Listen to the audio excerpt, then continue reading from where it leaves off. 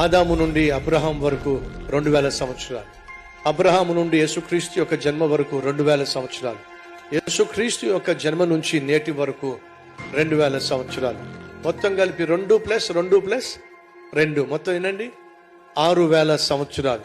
Bible సెలవిస్తుంది, పేతురు రాసిన పత్రిక 3వ అధ్యాయము 8వ వచనంలో ఏముంది?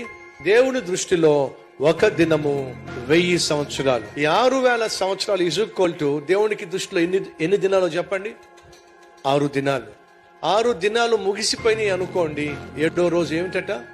విశ్రాంతి. అనగా ఎన్ని సంవత్సరాలు గడిచిపోయినాయి? 6000 సంవత్సరాలు, అనగా 6 దినములు గడిచిపోయినాయి. టైం ఎంత అయిందో తెలుసా మీకు?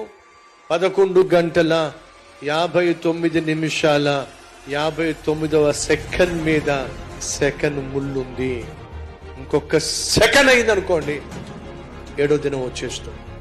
సహోదరులు సహోదరులు, చివరి గడియలో మనం ఉన్నాం, చివరి నిమిషంలో మనం ఉన్నాం, చివరి సెకండ్లో మనం ఉన్నాం. ఏ క్షణమైనా యేసుక్రీస్తు వచ్చేస్తాడు. కాబట్టి మనం సిద్ధంగా ఉండాలి. ఈ వాస్తవాన్ని